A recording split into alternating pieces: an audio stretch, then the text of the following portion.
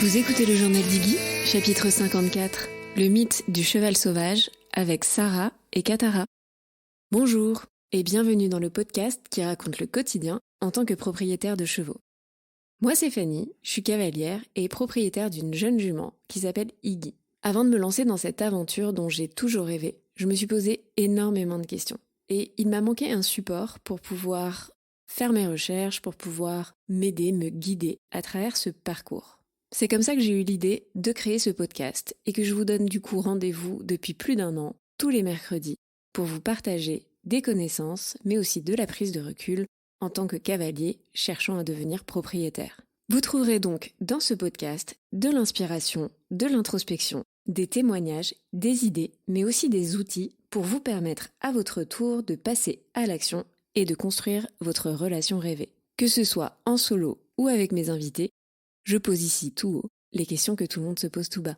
Alors dans ce nouveau format de portrait, je pars à la rencontre de couples cavalier-cheval et je souhaite vous partager leur histoire, mais surtout leur rencontre. Pour être un peu plus précise, je vais même chercher à aller les interroger sur leur parcours, leur transition de cavalier-cavalière à propriétaire. Le but dans ces entretiens, c'est d'arriver à décortiquer tout le cheminement, toutes les étapes émotionnelles, intellectuelles, par lesquelles sont passés tous ces cavaliers, toutes ces cavalières, avant de devenir propriétaires.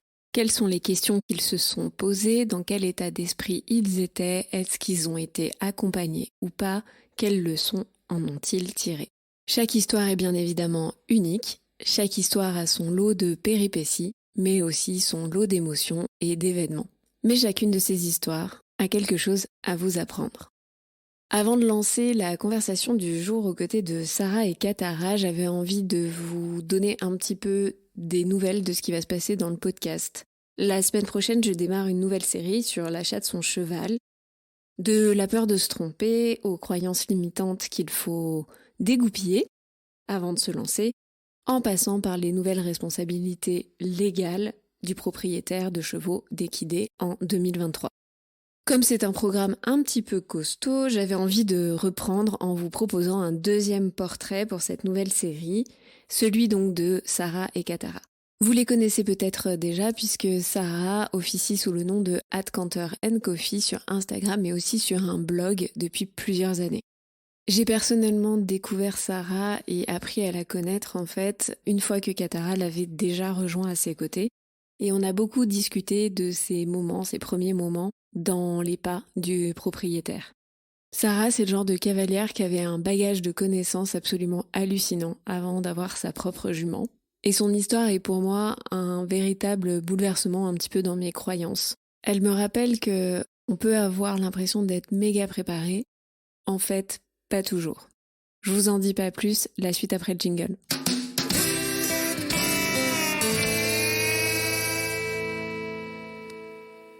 Merci Sarah d'être là pour ce matin. Avec plaisir. J'aimerais que tu commences par te présenter un petit peu, présenter Katara, que tu nous dises en quelques mots qui tu es, où t'en es, qui est Katara, quel âge elle a. Pour commencer, moi je suis cavalière.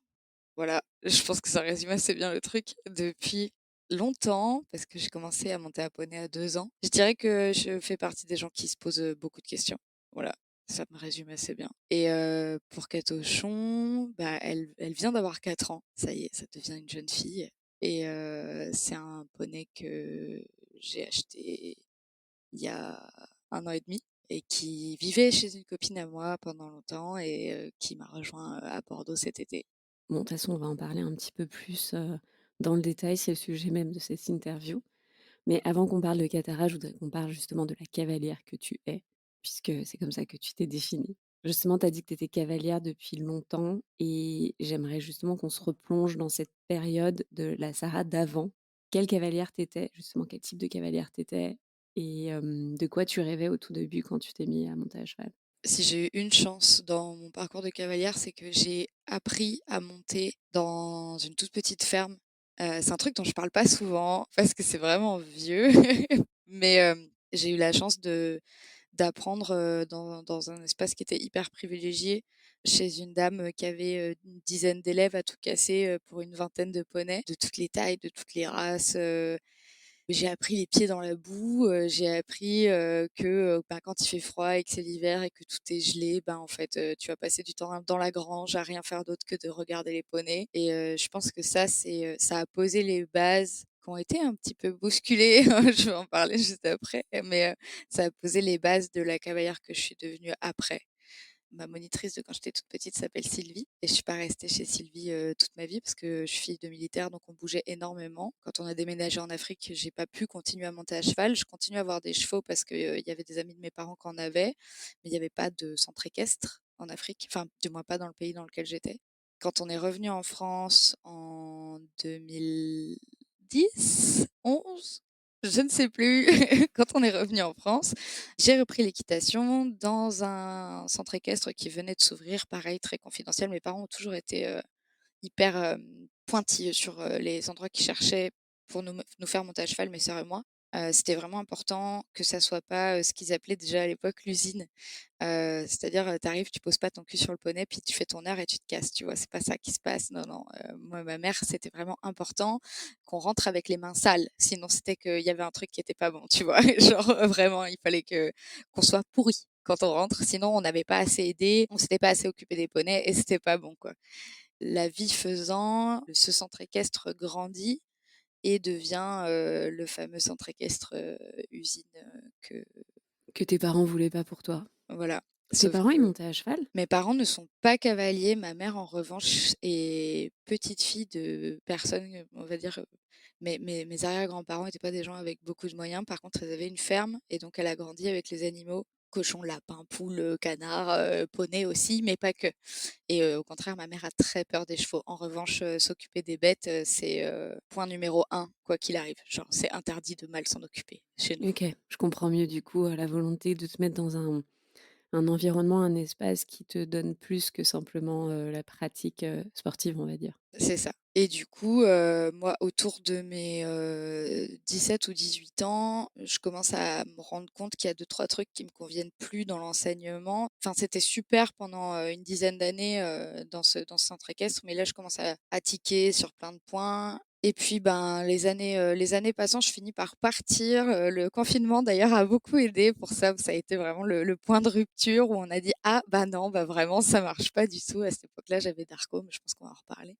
Mon évolution de cavalière, elle a été hyper, conditionnée par toute cette somme d'expériences-là, mais surtout, je pense, par, ma première expérience qui fait qu'elle a marqué vraiment tout au fond de moi, ce qu'il fallait faire et ce qu'il ne fallait pas faire et finalement, je pense que c'est ça qui a fait que je me suis retrouvée en décalage à un moment donné avec, la façon dont l'équitation est enseignée et avec, le contexte même d'un centre équestre, de ville, en fait. C'est intéressant. Moi aussi, j'ai eu, alors moi, c'est l'inverse. J'ai commencé par un centre équestre de ville.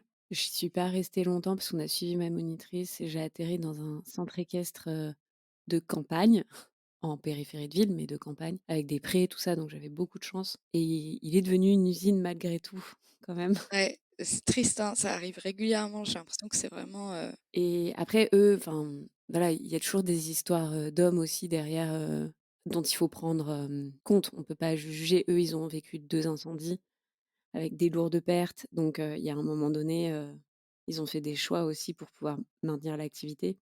Je l'ai pas compris quand j'étais enfant, bien sûr, tu vois?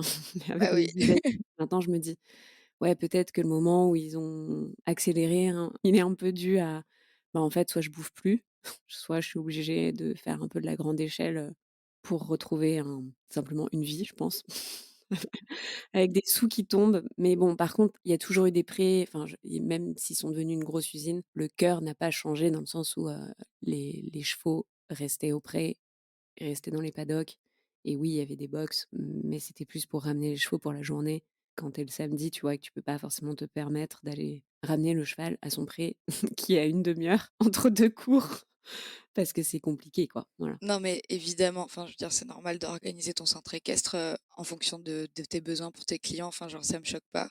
Moi, quand je te dis que ça a changé, j'ai fait des trucs, j'ai participé à des trucs qui, aujourd'hui, me feraient sortir les yeux de la tête, mais vraiment, tu sais, genre, c'est Ouais, je pense. Mais je pense que ça date aussi d'une époque, tu veux parler de faire le sac à patates, par exemple? Bah, faire le sac à patates, je veux parler de trucs qui sont, parfois, vraiment encore plus border que ça, mais, tu sais, on était pile sur ce moment où il y avait le gap entre, la science, c'est des trucs, mais ça nous est pas parvenu et on a toujours débourré des chevaux comme ça ou on a toujours fait en sorte de redresser des chevaux comme ça. Enfin, je veux dire, le centre équestre dans lequel j'étais, moi, il y a plein de choses qui, en vrai, sont positives.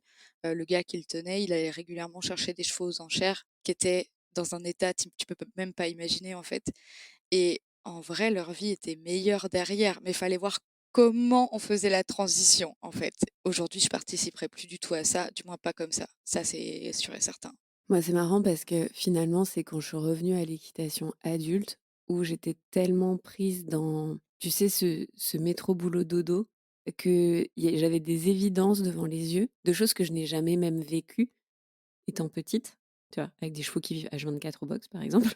Et genre, juste parce que t'as tes 2 heures, tu vois, dans la semaine, et du coup, tu vas et tu sors du boulot, donc en fait, t'as ta journée dans la tête, et du coup, en fait, tu réfléchis pas. Et d'un coup, c'est ton mec qui vient et qui dit, c'est quand même un peu triste parce qu'ils sortent jamais, ils voient jamais la lumière. Et là, tu fais genre, putain, mais ah ouais. Ouais. Au moment où vraiment tout a commencé, où j'ai failli arrêter, hein, de monter à poney. Ah, moi, j'ai arrêté hein, pendant 10 ans. Donc, Moi, j'y arrivais pas parce que c'était vraiment ma soupape de décompression. Faut savoir que pendant mes études, j'ai toujours travaillé. Je faisais des gros horaires parce que pendant la fac, je travaillais en 35 heures la plupart du temps. Donc je faisais mes cours à distance, j'allais passer mes examens et je travaillais en même temps. Après, j'ai fait, de l'alternance, donc bah, j'étais salariée, quoi. Et si j'avais pas les chevaux, je pense que j'aurais pété un câble beaucoup plus tôt. J'avais tu sais, cette obligation vitale vraiment d'y aller, même s'il y avait des trucs qui me gênaient. Et en fait, je me suis rendu compte qu'il y avait un vrai problème à l'époque où je travaillais sur un hippodrome. J'étais assistante de communication. Et en fait, où je me suis dit, c'est chaud quand même parce qu'il y a certains chevaux de course qui ont une meilleure vie que mes poneys de club. Et là, genre, tu sais, dans ta tête, à ce moment-là, ça rebat un peu les cartes et tu te dis, il y a comme un problème quand même là, parce que tu sais, tu as ce truc de bah, les courses, c'est quand même un milieu qui est pas du tout apprécié, à juste titre. Hein, je veux dire, il y a énormément de choses qu'il faudrait changer dans le milieu des courses. Ça, je remets pas ça en question. En revanche, il y a des moments où ce serait pas mal de balayer devant sa porte aussi, parce que vraiment, il y a des trucs limites qui se passent dans les centres équestres ou dans les poney clubs. à cette époque, toi, tu rêvais de quoi, justement? C'est-à-dire que, tu montais à cheval, donc je suppose que tu as dû choper le virus ou un truc dans le genre, puisque tu disais que tu pouvais pas t'en passer. La Sarah petite, du coup, elle envisageait quoi pour la suite? Elle rêvait de quoi, justement? Elle rêvait d'avoir déjà son propre cheval? Elle rêvait de bosser dans le cheval? Si je remonte un tout petit peu, ado, je voulais être éthologue. Ado, c'était vraiment mon truc, j'étais déjà fan d'Hélène Roche, j'avais déjà ses 2 ou 3 bouquins. J'avais, tu sais, j'avais ce truc de, je veux partir dans la pampa, pouvoir noter des trucs, regarder, comprendre, et c'était vraiment, c'était ce que je voulais faire. Et en fait, j'ai été, très vite découragée de prendre cette voie par mon moniteur d'équitation qui m'a dit: «Tu tiendras jamais le coup. Tu pas faite pour être dehors, t'es pas capable», et je l'ai cru. J'étais en troisième à ce moment-là et je m'en souviens parce que je sais pas pourquoi c'est un truc qui m'a marqué. Ou tu sais, genre, ça fait un peu, tu sais, ce bruit de verre brisé à l'intérieur de ta tête et tu là genre: «Ah, Et je trouve ça dur parce que c'est ton moniteur d'équitation qui t'a dit ça? ouais». Moi, c'est ma conseillère d'orientation. Donc tu vois, c'est vraiment genre quelqu'un qui connaît rien. Donc je vois le bruit de verre dans ta tête, tu vois? Mais tu sais, c'est vraiment ce truc de, je pense pas que ce soit quelqu'un de fondamentalement, mauvais, même si c'est quelqu'un aujourd'hui avec qui j'ai plus aucun contact. Mais je pense qu'à l'époque, tu sais, c'est bête, mais c'était il y a 10 ans, un peu plus. Et il y avait ce truc de, il faut pas surtout pas se spécialiser très jeune, il faut faire une filière générale, il faut faire une fac derrière. Et je pense qu'il y avait de la bienveillance dans ce commentaire, même si c'était, horrible pour la petite moi de 14 ou 15 ans. Je pense qu'il y avait ce truc de, bah, tu vas pas gagner ta vie. Lui, il galérait. Franchement, avec du recul, moi, je me rendais pas compte, mais je me rends compte que lui, c'était chaud pour joindre les 2 bouts.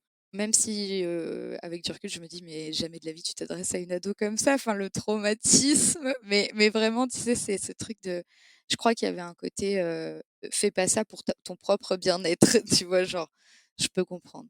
Donc du coup, là, il te brise ton rêve, entre guillemets. Est-ce que quand même tu te dis: «Bah, c'est pas grave, j'en ferai peut-être pas mon job, mais je vivrai quand même aux côtés des chevaux, j'aurai mon cheval, j'aurai mes chevaux peut-être?» Bah, là, à ce moment-là, j'ai très ancré dans ma tête l'idée que je ne peux pas avoir un cheval. J'ai la chance toujours d'avoir des parents qui ont toujours été très transparents sur l'argent et sur le budget de la famille. À ce moment-là d'ailleurs, c'est la dernière année où mes parents me payent mon équitation. Après il a fallu que je me la paye toute seule parce que, bah, mes parents devaient payer d'autres choses et ça a été vraiment le truc de je pense que je n'aurai jamais de cheval ou alors j'aurai un cheval, comme les gens que je connais qui ont des chevaux qui l'achètent à 45 ans, parce qu'ils ont fait carrière et qu'ils ont les moyens, quoi. Je vais pas dire qu'avoir mon cheval, c'est un rêve qui s'éteint, mais je me mets des objectifs plus atteignables et plus réalistes à ce moment-là, tu vois? Donc je me dis: «Bah, j'aimerais bien prendre un tiers de pension ou une demi-pension» et ça, c'est plutôt ça qui me porte et d'ailleurs, c'est ça qui fait que j'arrive à travailler pendant toute ma fac. C'est parce qu'en fait, je travaille pour pouvoir payer mes poneys, tu vois? Genre, c'est vraiment moi la carotte. Genre, si je travaille pas, je peux pas avoir mes poneys et comme, je veux plus monter à ce moment-là, dans l'enseignement classique, il faut que j'ai les sous pour pouvoir payer ma demi-pension et nous sur la région bordelaise, c'est très, très cher. Genre, c'est le même budget qu'avoir un cheval quand tu habites en Normandie, par exemple. Finalement, tu mets de côté un petit peu ce truc de «je vais devenir propriétaire» au profit de finalement, j'ai peut-être pas besoin d'être propriétaire pour quand même, entre guillemets, «avoir un cheval dont je suis responsable ou dont je m'occupe» et là, tu te mets en recherche de DP. Exactement. Recherche qui dure, absolument pas longtemps d'ailleurs parce qu'en fait, bah, je ça fait 10 ans que je suis dans le même endroit donc toutes les propriétaires qui sont là me connaissent. Savent comment je monte à cheval, savent comment je m'occupe des chevaux. Là encore, bah, merci, maman parce que, bah, du coup, j'ai quand même, un niveau en soins aux chevaux qui est supérieur à la plupart des filles du club, qui fait que les propriétaires me font plus facilement confiance pour monter leurs chevaux et je prends ma toute première demi-pension sur Pia, que certains, qui me suivent sur, Cantor& Coffee ont connu puisque, ça commence à dater. Tu prends des demi-pensions pour, être dans le côté, «je m'occupe de». Est-ce qu'il y avait quand même des objectifs de pratique équestre ou de méthodologie équestre ou de tu vois? Est-ce qu'il y avait un objectif autre que juste être dans une sorte de quotidien? Ou est-ce que c'était vraiment juste l'aspect quotidien que tu recherchais? À ce moment-là, au moment où je prends Pia, il y a un genre d'accord tacite qui se fait avec la propriétaire. Elle, elle a envie de pouvoir, ressortir en concours. La jument avait un petit peu de mal, sur plein de points et moi, à ce moment-là, je suis plantée à l'obstacle, donc je veux pas sauter. J'ai pas envie d'aller en concours parce que ça me coûte extrêmement cher, hein, toujours pareil, donc j'ai pas d'objectif sportif à proprement parler. En revanche, le gros avantage que j'ai, c'est que du coup, je peux avoir un objectif, de mise en forme du cheval et genre vraiment j'avance en me disant: «OK, Pia, il faut qu'à telle date, elle ait son dos qui soit fait. Il faut qu'elle ait perdu tant de kilos. Il faut qu'elle soit capable de faire telle figure» et j'avance vraiment comme ça avec, les connaissances que j'ai en me disant: «C'est un accord qu'on a avec sa propriétaire et ça profite à tout le monde finalement» parce que cette demi-pension-là, je la payais objectivement pas très cher et du coup, mon seul objectif, c'est que la jument soit bien. Alors, évidemment, du coup, il y a du quotidien, mais il y a un peu de travail d'entretien aussi et d'ailleurs, je me rends compte que je m'épanouis beaucoup plus là-dedans que dans la recherche de perf et tout, qui me pousse beaucoup plus dans mes limites et qui me permet pas du tout de décompresser comme je voudrais, à cheval. OK, donc il y a quand même le notion du travail du cheval dans le entre guillemets «le bon sens». Je sais pas, on se comprend. C'est des expressions toutes faites où j'ai du mal parce qu'on se rend compte que le bon sens ne veut pas dire la même chose pour tout le monde. Mais, c'est plus cette notion d'apprendre à travailler un cheval plutôt que de sortir effectivement en concours ou démarrer des nouvelles disciplines ou autre, je ne sais pas, faire de la voltige peut-être? OK, travail du cheval. Pièce, ta première, il y en a d'autres après? Oui, il y en a 3 autres après, puisque Pia déménage à un moment et donc je me retrouve à pied et dans la semaine qui suit, j'ai une propriétaire qui me connaît depuis que je suis ado qui me dit: «Est-ce que tu veux prendre mon cheval en demi-pension?» C'est un immense, KWPN qui fait, son petit 1,80 m au garrot Waouh! et voilà, pour la référence, je fais 1,50 m donc il est vraiment très grand à côté de moi et c'est un super cheval pour apprendre. Il est d'une gentillesse extrême vraiment, c'est un vrai pompon. Je passe quasiment un an et demi avec lui, hein. Il est vraiment c'est vraiment un amour. Mais il y a un les poneys me manquent et vers la fin, je commence à tiquer sur plein de trucs, sur du matos.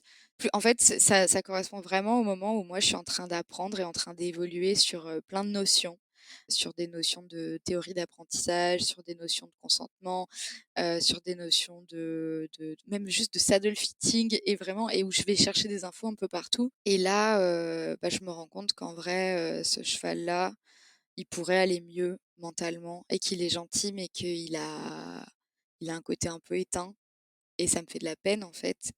J'en parle à la personne qui me coach à l'époque parce que j'ai entre-temps, je reprends des cours parce que l'enseignante, du club change et je m'entends très bien avec elle à ce moment-là. Du coup, j'en parle avec elle et elle me dit: «Bah, en vrai, écoute, je pense qu'il y a moyen qu'on démêle une solution» et de là, un beau jour, je vois popper, Baptiste et son papa au box de Vleder directement, le culot, qui me disent: «Écoute, on voudrait acheter un poney, mais Baptiste, étant très jeune cavalier et n'ayant pas d'expérience, on ne va pas le faire tout seul. On sait que ça se passe pas super bien avec ton cheval en ce moment. Est-ce que tu veux tenter l'aventure avec nous?» Vraiment, genre ça se fait, en 4 secondes. Je leur dis: «Ouais». Donc je pose mon préavis, de départ, je dis à la propriétaire que voilà, je vais arrêter et je m'engage avec, Baptiste et son papa, dans un premier temps dans la recherche du poney. Donc je suis vraiment toutes les recherches, tous les essais de Baptiste, sauf Celui qui l'a acheté. sauf celui qu'il a acheté, qu'il me ramène de Lamotte et me descend un truc, dégingandé, sans dos, foutu à l'envers, gros du camion et il me dit: «Regarde ce que je ramène de Lamotte» et je le regarde genre: «Tu pas fait ça? Mais enfin, mais tu l'as vu? Qu'est-ce que c'est que cette drôle d'idée?» Et donc là commence l'histoire avec Darko. Ça, ce projet-là, de pouvoir être à l'origine même du projet, qu'est-ce que tu ressens? Ah ben je suis hyper reconnaissante. C'est une chance inouïe que j'ai eue à ce moment-là. Je pense que c'est la somme de plein de facteurs. Le fait qu'à ce moment-là, ma coach de l'époque, sait aussi que, Baptiste et son papa ne vont pas acheter de cheval s'ils n'ont pas de demi-pension. Voilà, ça c'est clair et net, ça a été dit. Elle a tout intérêt à ce qu'ils achètent un cheval. C'est encore une fois, ça c'est juste de l'honnêteté, intellectuelle et moi du coup à ce moment-là, je me dis: OK, j'ai peut-être une chance de toucher du doigt le fait d'être propriétaire sans avoir les inconvénients. Genre vraiment, tu sais, un peu la DP luxe, la DP de rêve, tu vois? Parce que Bat, à ce moment-là, il sait pas quoi faire. Il est perdu, il a je crois qu'il a 14 ou 15 ans à ce moment-là. C'est vraiment un bébé. Je deviens sa référence. Genre vraiment, je suis sa deuxième mère et je pense que si Emmanuelle écoute, elle va rigoler. C'est vraiment, il va se tourner vers moi pour toutes les questions qui concernent la gestion du poney et à ce moment-là, vraiment, j'effleure ce que c'est que d'être propriétaire. Je participe à tout pour Darko, toutes les décisions, tous les rendez-vous avec les professionnels de santé, tous les rendez-vous avec les maréchaux, choisir les professionnels. Vraiment, on a ce truc où on fonctionne en tandem avec Baptiste et où il comprend les choses, mais il est très inquiet, donc il s'en remet à moi et du coup, je deviens un peu, le point de liaison entre Baptiste et son poney et ça, je souhaite à tout le monde d'avoir une expérience comme ça avant de devenir propriétaire. C'est tellement formateur et ça permet tellement de faire lever des doutes et cetera. C'est incroyable. Vraiment, j'ai eu une chance inouïe que ça se passe comme ça et aujourd'hui encore, Darko est en Normandie, chez Eline, qui était notre coach à Baptiste et à moi et on se voit là quand, je suis partie à Paris il y a quelques semaines, on se voit avec Baptiste, on est trop contents de se voir. Enfin, c'est vraiment on a construit un truc autour de Darko qui est solide et qui je pense, durera, toujours maintenant. Enfin, c'est devenu un genre de famille. Il cherche quoi Baptiste à ce moment-là? C'est quoi son projet? Baptiste, il achète Darko pour sortir en poney As. Ouais, c'est ça, parce que j'allais dire, il achète un poney à la mode, donc a priori, il y a quand même un objectif pour le coup de compétition là-dessus. Oui, oui, objectif qu'il révise assez rapidement dans dans la mesure où Darko ne savait pas trotter quand on l'a eu, mais qui sortait quand même sur 110. Donc, on a eu 2 ans de gros, gros boulot avant qu'il puisse en profiter réellement en concours. C'est marrant parce qu'on l'a évoqué, on en a parlé là, du coup, quand on s'est vus et le meilleur souvenir qu'il a en concours, c'est, moi quand je pars, parce que je suis partie du coup pour le travail, je les ai laissés tous les 2 et quand je pars, il part en concours quelques semaines plus tard et il me dit, «Tu vois, en vrai, je suis contente parce que quand tu es partie, on était prêts» et il m'a dit, «C on n'aurait pas pu faire différemment». Enfin, ça aurait été déjà, c'était dangereux au tout début de monter sur Darko. Vraiment, il y a ce truc de je les ai pas laissés j'ai vraiment culpabilisé de partir, parce que j'avais l'impression de les abandonner tous les 2 Et là, pas du tout, en fait. Baptiste vraiment me confirme ça quand on en parle en me disant, «Quand tu es parti, on était prêts tous les 2 et vraiment son meilleur souvenir en concours, c'est la somme, enfin, c'est l'aboutissement de tout le travail qu'on a fait tous les 3 ensemble et avec nos coachs et tout, parce que faut pas oublier qu'à ce moment-là, on était accompagnés, on a changé d'écurie et cetera. On a eu, il y a eu une vraie courbe de progression, qui a été assez intense. Donc finalement, tu arrêtes cette demi-pension comme, ben, tu nous l'as laissé sous-entendre parce que, pour le travail, à un moment donné, tu peux plus, en fait, être physiquement là, c'est ça? Beh, je déménage à 220 kilomètres, donc c'est trop loin pour une demi-pension, ça n'est pas faisable. Donc je laisse Darko et Baptiste parce que, bah, c'est une grosse opportunité pour moi et à ce moment-là, du coup, j'ai Eline, ma coach, qui me dit: «Tant qu'à faire et à partir, est-ce que tu veux pas prendre Roxwell?» Et je me retrouve en confiage, en full autonomie sur un poney extraordinaire qui lui aussi est reparti en Normandie puisque apparemment, de toute manière, ma vie finit toujours aux mêmes endroits, donc c'est comme ça. Attends, on reprend 30 secondes pour que tout le monde comprenne bien. Tu quittes la région bordelaise pour le travail, Ouais, donc tu quittes ta demi-pension de luxe, comme tu l'as oui, dit, et ta coach de l'époque te dit: «Bah, en fait, je te prête un cheval pour que tu puisses l'emmener avec toi là où tu vas. Comme ça, tu peux continuer à monter à cheval et au moins ce cheval, il va avoir, quelqu'un qui s'en occupe bien, quoi». C'est ça? en gros, c'est ça. Elle part en Normandie au même moment, donc elle aussi, elle quitte Bordeaux et elle a pas mal de poneys à amener avec elle, sauf qu'elle connaît pas la Normandie. Du coup, elle me dit en fait, elle m'a dit même: «Choisis». J'aurais pu prendre un de tous les un des poneys, pour l'amener avec moi, au Pays basque. Je suis hyper entourée, enfin, je suis hyper bien entourée dans mon entourage équestre. J'ai une chance de malade. Ça, je suis hyper reconnaissante pour ça parce que toutes les opportunités que j'ai eues, je les ai eues, sans faire exprès, en fait. Tu les as peut-être eues aussi par rapport à ton travail et ce que tu dégages, justement? C'est possible aussi, mais je veux dire, il y a plein de gens, qui sont tout aussi méritants et qui ont juste pas, oh, tu sais, les étoiles qui s'alignent, on va dire, Je comprends ce que tu veux dire. Donc là, tu pars pour combien d'années dans le Pays basque avec, Roxwell? Alors on met un peu de temps, j'ai pas Roxol avec moi tout de suite, mais du coup Roxol fait 1 an avec moi au Pays basque, puisque nous on retourne assez vite, à Bordeaux finalement, puisque le l'opportunité travail ne s'est pas révélée être, l'opportunité de ma vie et que finalement j'ai choisi de faire autre chose. Pendant cette année, tu es donc en full autonomie, c'est ce que tu nous expliques. Ouais. Qu'est-ce que tu retiens de ce moment-là? Et est-ce qu'il y a des choses qui te manquent? Où tu te dis: «Ah ouais, c'est vraiment ça finalement d'être toute seule et c'est génial et genre je révise le fait que je vais attendre 45 ans pour avoir mon cheval». Là déjà je me rends compte que en fait je suis capable d'assumer une pension. Une pension, faut savoir que Rox, je l'ai mis en écurie active parce que je suis une fan du concept. Si quelqu'un veut monter une écurie active à Bordeaux, dites-le moi, je veux venir. Voilà, je trouve que c'est super pour, pouvoir monter des structures sur des plus petits endroits et cetera et en fait Roxwell, il est emphysémateux, mais emphysémateux, sévère donc j'ai besoin de soins spécifiques, j'ai besoin de surveillance spécifique et l'écurie active permet ça, en fait. Donc j'ai une pension à 430 € prix de base et moi, à ce moment-là, on va dire les termes, c'est important. À ce moment-là, je gagne, un peu plus de, 1 700 € par mois. Donc ça me fait un peu moins d'un quart de mon salaire qui part dans la pension. Sachant que j'ai pas que ça, mais que j'ai la chance d'avoir la propriétaire de Roxwell, enfin la deuxième propriétaire de Roxwell puisqu'il est à Eileen et à sa maman, qui, me soutient pour tout ce qui est médicaments. Je ne paye pas les médicaments de Roxwell, voilà. Ça, c'était convenu dès le départ, comme on sait qu'il est atteint très sévère d'emphysème, je paye la pension, mais fallait compter 200 € de plus de médicaments et j'étais pas sûre de pouvoir les sortir, donc on a convenu comme ça, à la base. À ce moment-là, par contre, je me dis: «Non seulement j'arrive à faire du temps à laisser du temps pour pouvoir aller le voir» parce que, ben, quand il est en crise, en fait, il faut y aller le matin et le soir pour aller lui faire des piqûres. Il faut être dispo, mentalement régulièrement parce que, bah, si jamais il y a une crise, il faut pouvoir être capable de prendre la décision avec la personne qui gère la pension d'appeler ou non le veto. Alors sur son conseil toujours, je la remercie énormément, elle a toujours été d'un super conseil, sur tout et je me rends compte que en fait, j'ai pas tant de problèmes que ça à assumer cette charge mentale-là. Genre ça me demande pas un effort surhumain parce qu'en fait, je le faisais déjà sur Darko. Je le faisais moins, c'est vrai. Darko n'ayant pas de problème de santé, j'avais pas toute la question de: «Est-ce qu'il va claquer parce qu'il y a eu un orage et que la pression est basse?» Non. En vrai, c'est des vrais trucs quand on se rend pas compte.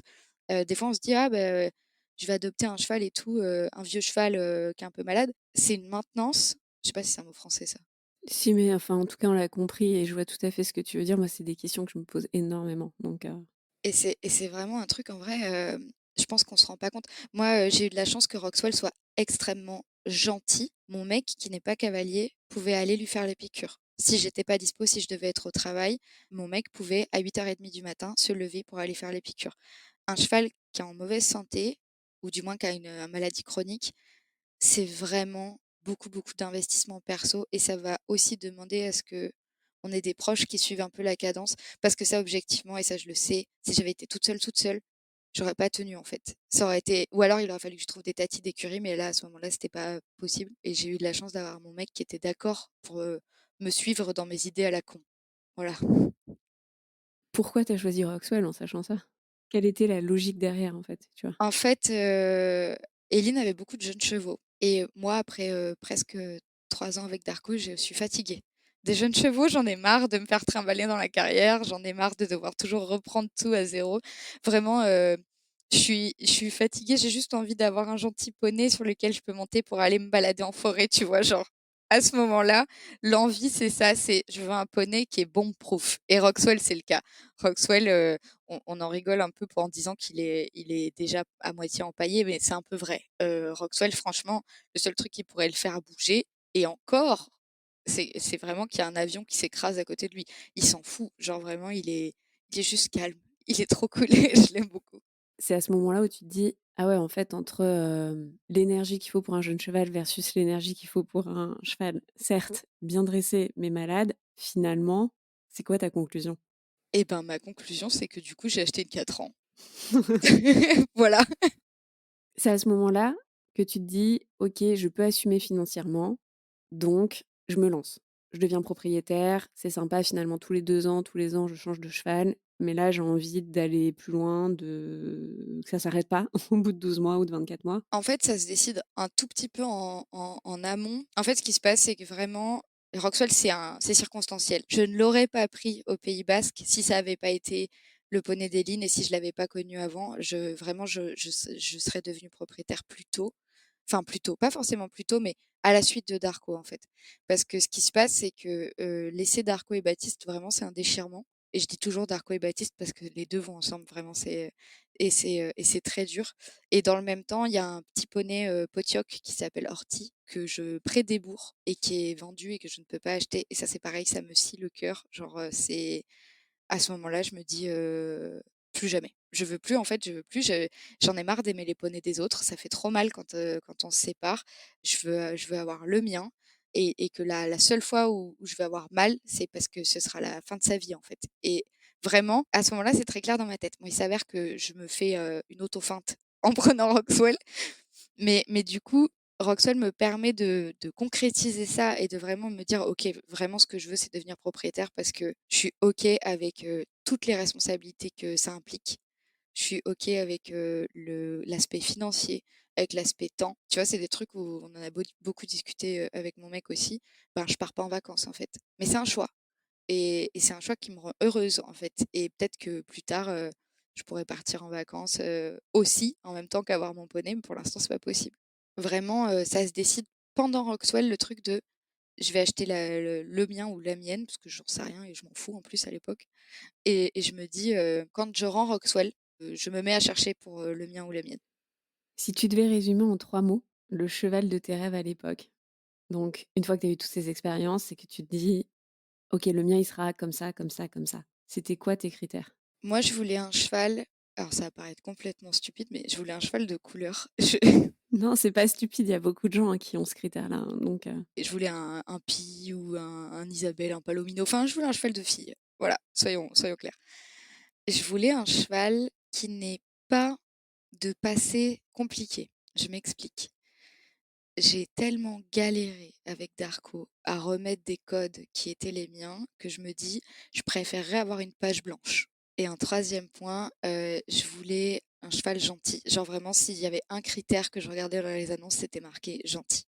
est-ce que tu utiliserais ces 3 mêmes mots pour décrire Katara aujourd'hui? Aujourd'hui, aujourd'hui à date, nous sommes le 23 septembre. Oui, au moment où je l'ai achetée, pas vraiment. Elle avait 2 ans et demi, précisément quand je l'ai achetée. Et elle avait 2 critères sur Elle 3. avait 2 critères sur 3. Elle avait 1 critère et demi sur 3. Elle est de couleur, hein, elle est pie Isabelle. C'était pas la page blanche que j'attendais.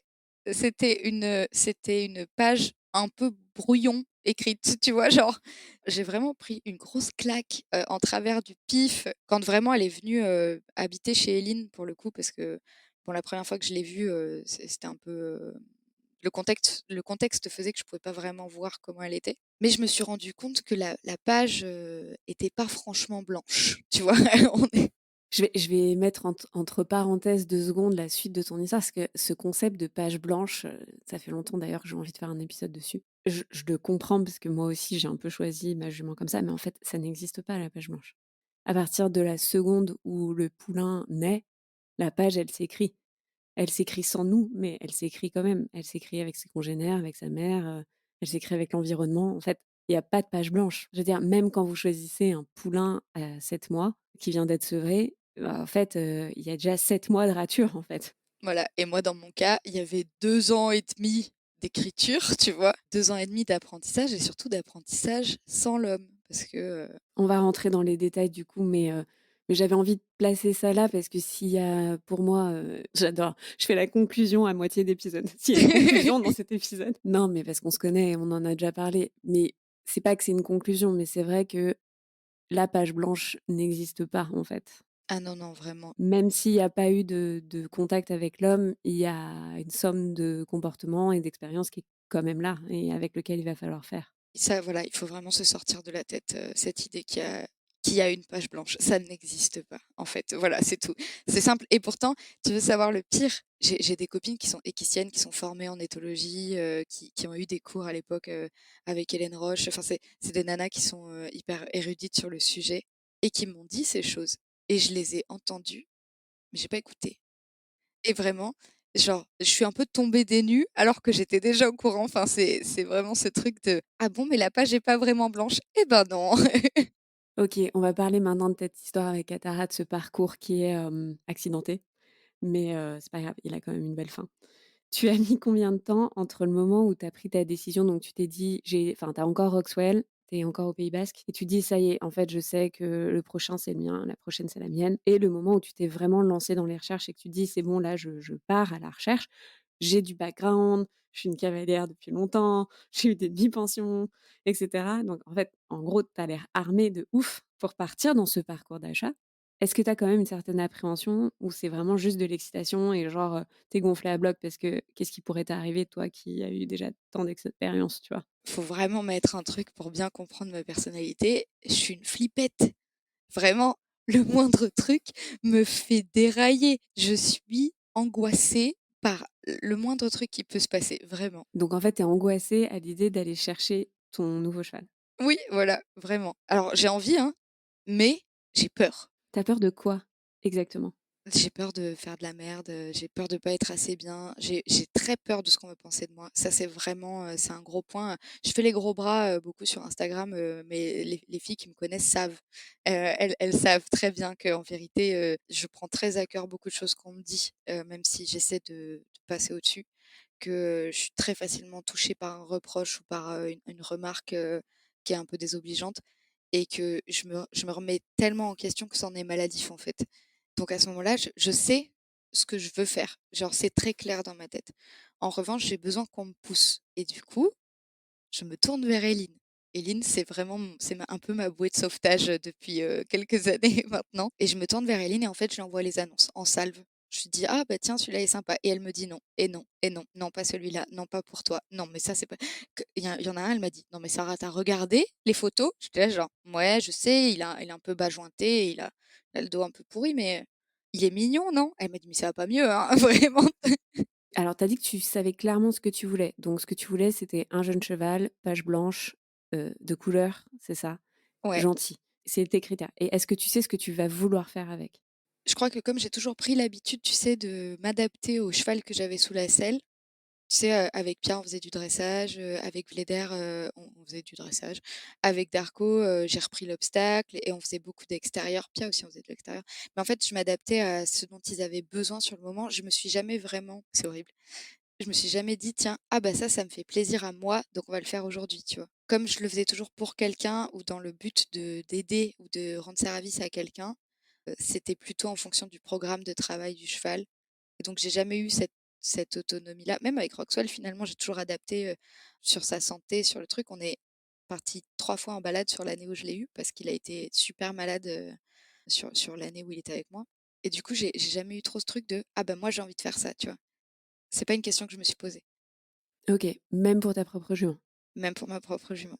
Mais tu avais toujours cette notion de vouloir travailler le cheval, le travail du cheval, en fait? Ouais et même plus maintenant, avec, le fait que je me suis beaucoup, formée en soins coopératifs et tout, je voulais travailler avec mon cheval, pas le travail du cheval. Je voulais pouvoir travailler avec mon cheval, ça c'était important. Donc c'est avec cette idée que tu décides aussi de prendre un jeune cheval, je suppose, parce que tu te dis: «Bah, je vais pouvoir, travailler avec» et démarrer donc de la fameuse page blanche qui n'existe pas. Très bien. Exactement.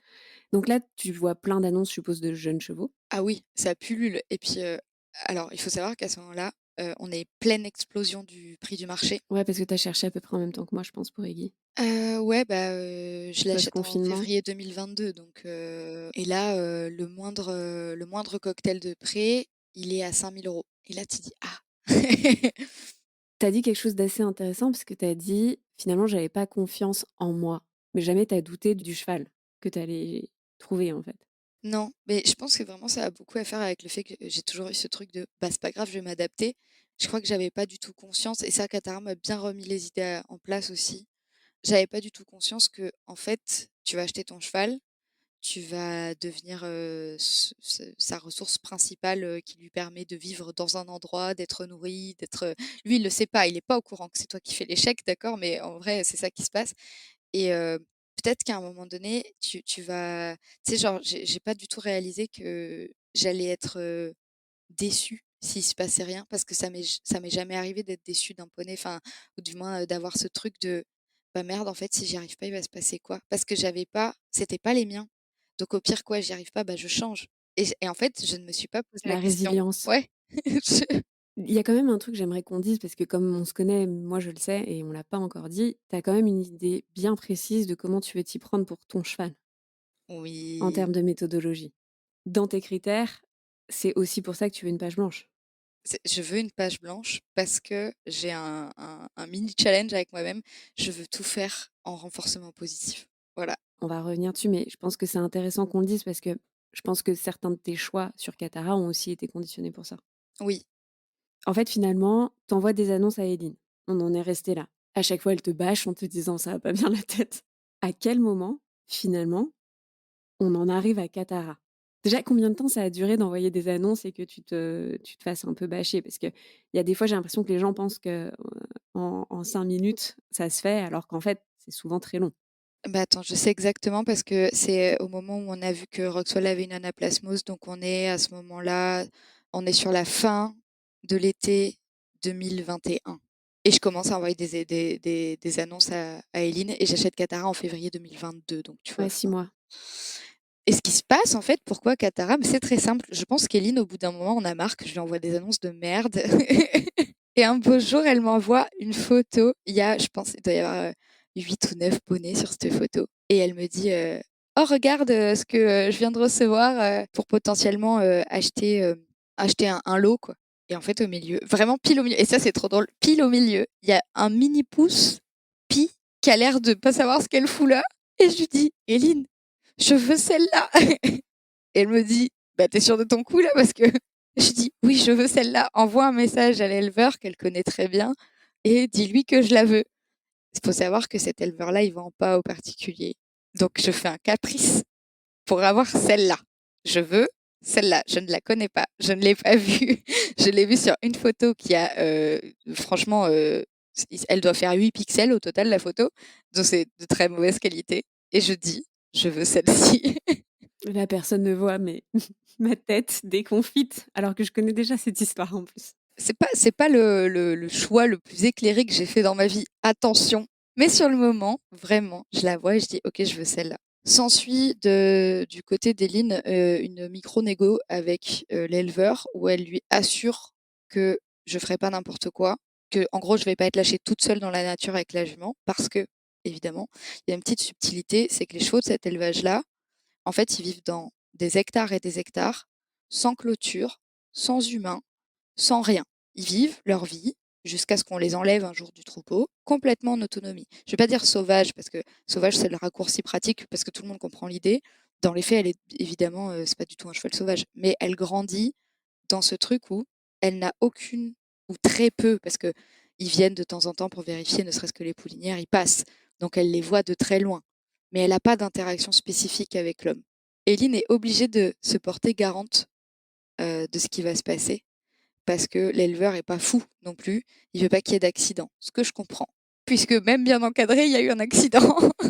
Est-ce que ça te dérange si on décortique 30 secondes le contexte que tu viens de donner? Parce qu'il y a beaucoup de choses, je pense, qui méritent d'être... Enfin, c'est pas décortiquer, mais juste prendre un petit temps de recul et sans dire est-ce que c'est bien, c'est pas bien, comprendre tout ce que ça implique. Le choix que cet éleveur fait de sciemment ne pas donner de contact avec ses poulains. On n'est pas là pour juger.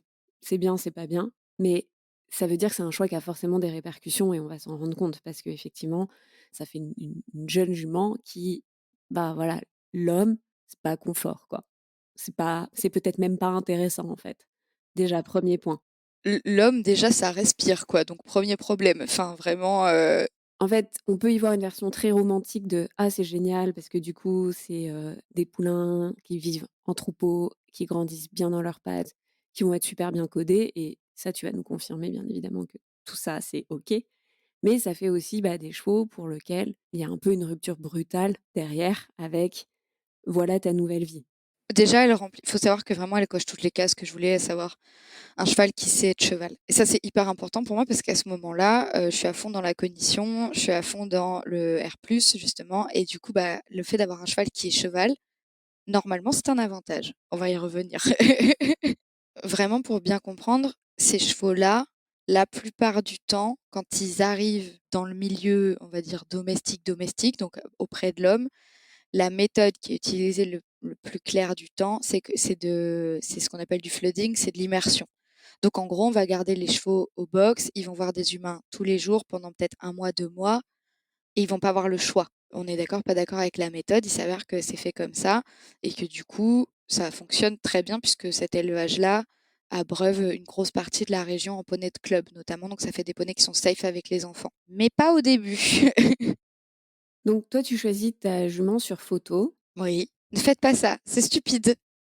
Donc tu choisis ta jument sur photo, Eline passe un accord avec l'éleveur. Quelle est l'étape d'après en fait? L'étape d'après, ça se passe vraiment hyper vite là, ce dont on est en train de parler, le moment où je reçois la photo, où je fais le virement des sous et où on va la chercher, ça tient dans 2 semaines. Donc tu passes de 6 mois en fait de recherche à scroller internet, à te poser beaucoup de questions, à un petit coup de tête quoi, genre sur un coup de tête tu vas quoi. Ah mais un énorme coup de tête? Non, parce que pour la blague, je pose ma rupture conventionnelle 3 jours après avoir fait le virement pour Katara. Voilà. Ça c'est vraiment, l'enchaînement des choses où à ce moment-là, je me dis que j'ai un peu craqué. J'ai juste une question, c'est quoi ton état émotionnel à ce moment-là? Bon, je suppose que là il y a quand même l'excitation, c'est genre c'est real quoi, tu vois? Genre, ça y est. A priori elle coche tous tes critères donc du coup il y a pas de demi-mesure donc tu te dis genre, «OK, je suis à fond» ou t'as quand même la Sarah angoissée, tu vois, qui fait surface? Mais là, à ce moment-là, je suis un peu comme dans une phase un peu maniaque, tu vois? Genre où il peut rien m'arriver. Vraiment, genre, au moment où je donne les sous pour acheter Katara, j'ai l'impression d'être sous coke. Bon, j'en ai jamais pris, donc je sais pas vraiment ce que ça fait, mais je pense que ça me ferait ça. T'as un excès de confiance en toi, c'est ça que D'un tu veux coup, dire? genre, il y a rien qui peut m'arriver, je suis hyper forte. De toute façon, j'ai déjà tout le plan qui s'est fait dans ma tête pour elle. Tac, tac, tac. On va faire que du R+, on va jamais la contraindre. Ça va être une relation incroyable. Vraiment, petit nuage et spirit, tu vois? À ce moment-là, dans ma vie, enfin dans ma tête, il peut rien m'arriver. Je suis invincible.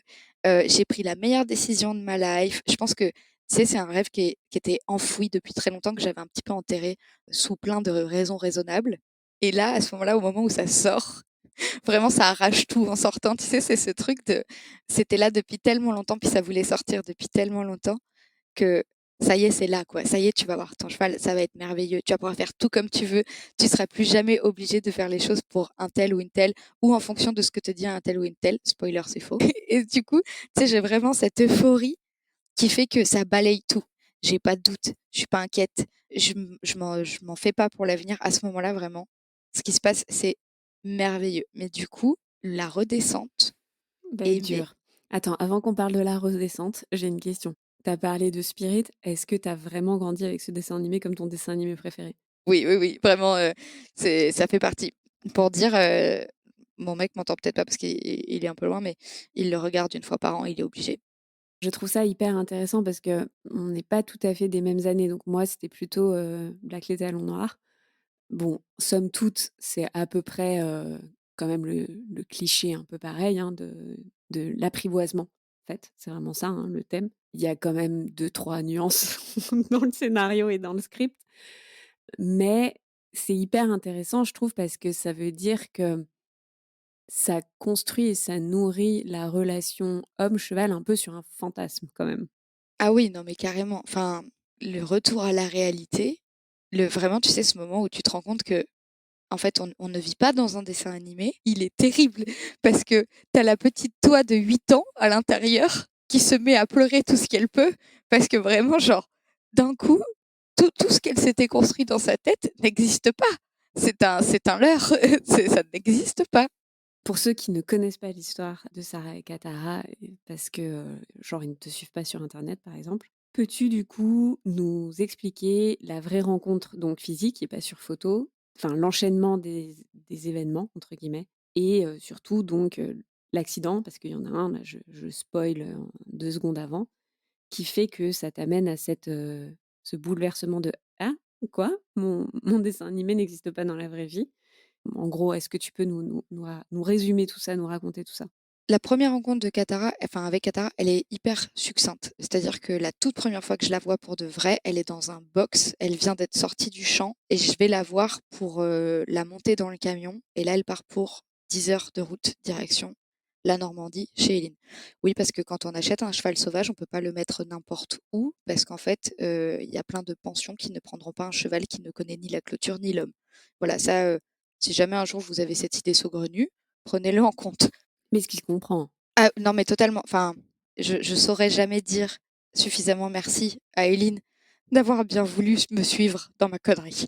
Voilà. Du coup, la jument part. Moi, je ne monte pas en Normandie tout de suite. Donc, Eileen s'occupe de la jument seule. Eileen, au tout début, les premières manips de la jument, c'est Eileen qui les fait. Je sais que l'arrivée en Normandie se passe bien. De toute manière, la jument est tellement fatiguée qu'elle oppose absolument aucune résistance. C'est normal, hein, 10 heures de camion quand on a un bébé de 2 ans et demi, c'est beaucoup. Heureusement, elle voyage pas toute seule. C'était important pour nous aussi qu'elle ait une copine pour voyager. Copine avec laquelle elle est extrêmement fusionnelle. Tu ta jument et pendant un mois, tu la vois pas, en gros. C'est ça, parce que je peux pas partir parce qu'à ce moment-là, je travaille, toujours. Je suis sur, la toute fin, de mon contrat, dans l'entreprise, mais je suis quand même à poste, donc je ne peux pas partir comme ça parce que j'ai envie, en fait. Donc, je mets un mois à monter en Normandie. Pendant un mois, Katara, elle vit sa vie. Elle est sur 8 hectares avec plein de potes de tout âge, de toute taille, de toute race, vraiment comme l'endroit dans lequel elle a grandi. Donc elle s'épanouit plutôt pas mal comme ça. Enfin, je veux dire, je reçois des photos où elle n'est pas étouffée par le stress, soyons très honnêtes. Et quand j'arrive, bah forcément, la première fois, on se dit que on va isoler un peu donc Katara et sa super copine pour pouvoir les manipuler parce que les deux ne sont pas beaucoup Toujours pas manipulés. manipulé. Non, on les laisse en fait pendant un mois, on les laisse tranquilles dans les 8 hectares. Et donc on les monte dans un bâtiment d'élevage donc où elles ont en gros une stable où elles peuvent être toutes les deux. Et tout se passe plutôt bien. Katara suit sa copine comme si c'était sa mère, donc on n'a pas besoin de l'attraper. C'est vraiment très pratique, tu vois. Et sa copine est sauvage aussi? Enfin, entre Non, guillemets? sa copine n'a juste jamais été débourrée, mais elle a été manipouillée. Elle sait avoir un licol et être tenue en longe, quoi. Ça, c'est à ce moment-là beaucoup moins sauvage que Katara. Elle passe une nuit dans le bâtiment d'élevage et le lendemain matin à 8 heures, je suis en train de m'habiller. J'ai Hélène qui m'appelle au téléphone qui me dit: «Les juments sont plus là». Quoi? Prends du grain et arrive. Donc on arrive, on part en quad. On fait un petit kilomètre. En fait, on les trouve dans un champ qui venait heureusement pas d'être semé, qui venait juste d'être fauché. Donc on les voit de loin. Et en fait, en nous voyant, elles se barrent. Et oui, évidemment. Donc, pour faire court, on finit par réussir à les coincer chez un agriculteur qui a une cour pour pouvoir les attraper. Évidemment, on n'arrive pas à attraper Katara, mais on arrive à attraper Lily. Et comme Katara a trop peur d'être toute seule dans un endroit inconnu, en fait, elle suit Lily, Lily, mais vraiment, cette jument, quel amour, qui suit le quad au petit trot, sans broncher, alors qu'elle en avait jamais vu un de sa vie. Mais je pense qu'elle avait tellement peur d'être dehors, toute seule, que finalement, sa meilleure solution, c'était ça. Vraiment, c'était sa meilleure option de vie, de suivre le quad. Et donc, nous voilà partis toutes les quatre, les deux juments, Eline et moi, en quad, à revenir aux écuries, alors qu'on avait fait, ouais, on avait dû faire un gros kilomètre et demi, peut-être 2 kilomètres. Donc ça, c'est le premier truc. Donc, on les remet dans le bâtiment d'élevage, qu'on sécurise avec une chaîne, puisqu'apparemment, ma jument sait ouvrir les portes.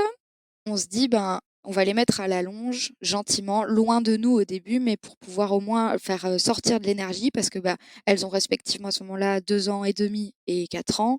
Bon, bah, elles ont un peu de jus. C'est peut-être normal aussi que dans la stabulation, elles se trouvent à l'étroit puis qu'elles fassent des conneries. On peut pas leur en vouloir, quoi. Sauf qu'au moment où on va pour prendre Lily, en fait, Katara s'échappe.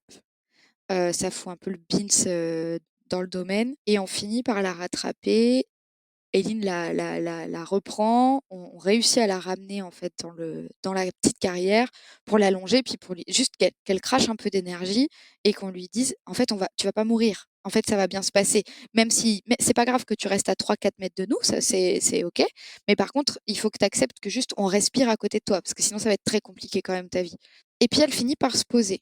Donc attends, là, elle est pas licolée. À ce moment-là, si. En fait, quand on l'a pris à l'éleveur, elle avait le licol sur la tête qu'ils lui ont mis, tu sais, grâce au bar d'élevage, là, pas au bar d'élevage, au bar pour les vaches, là, tu sais, pour les chargements. Et on lui a jamais enlevé parce on sait que, bah, elle ne sait pas ce qu'est une clôture. Donc, bah, potentiellement, elle peut se retrouver dehors.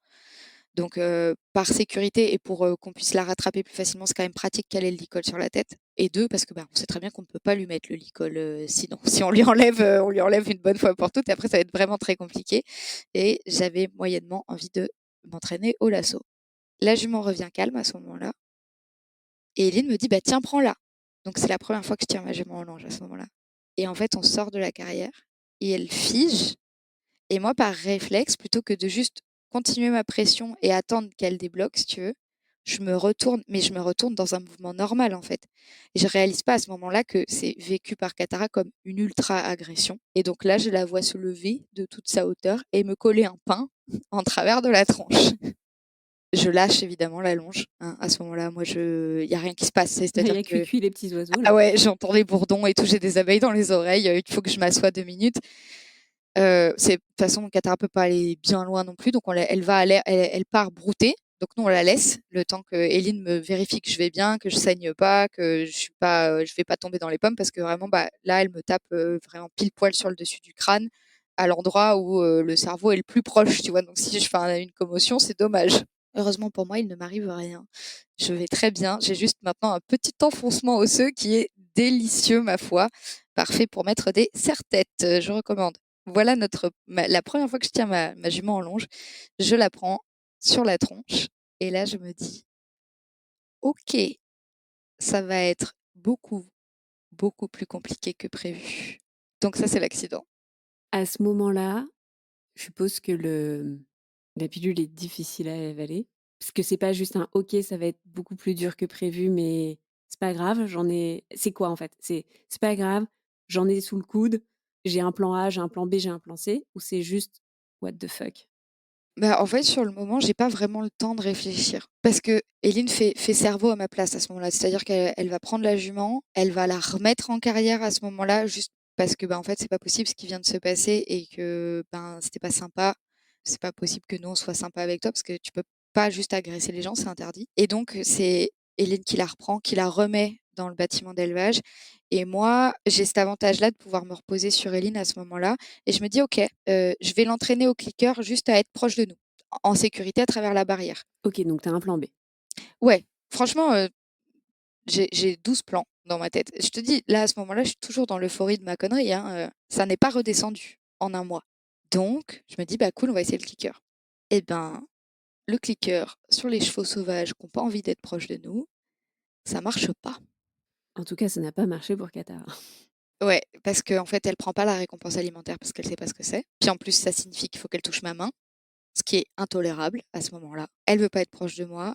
Je prends menace sur menace, enfin, c'est-à-dire que ça lui pose aucun problème de s'éclater les jarrets dans les barres galvanisées du bâtiment d'élevage pour me faire dégager. Genre, ça lui va de s'écorcher vive, elle s'en fout, elle.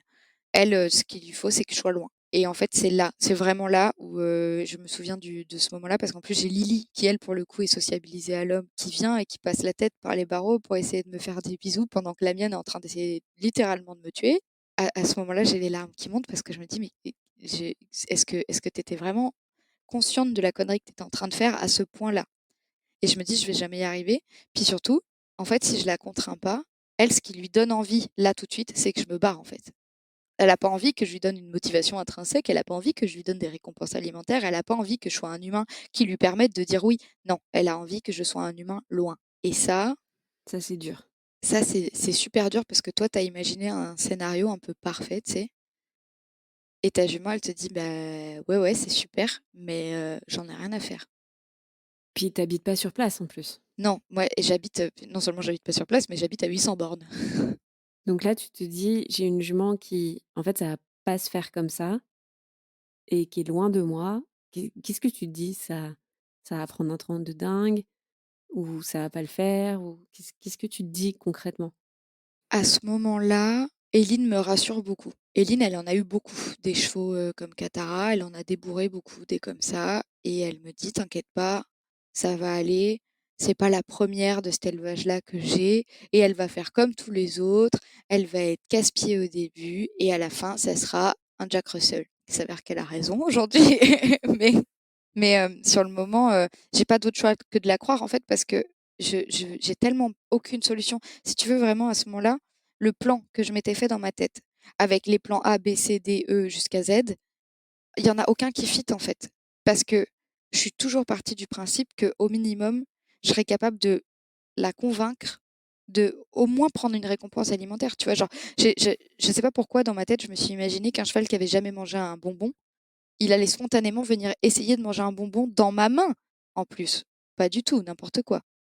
T'avais juste omis le scénario où un cheval qui a jamais connu l'homme, potentiellement, en fait, ça l'intéresse pas. En fait, c'est ça.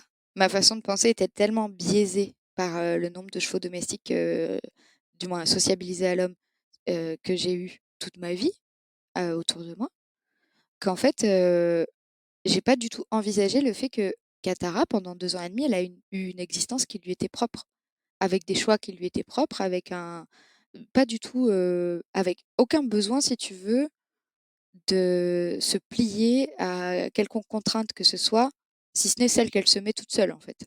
Oui, ou que le reste du troupeau lui met, mais en tout cas qu'un congénère lui met. A priori, tu ne ressembles pas à un congénère. Malheureusement, il me manque, des sabots.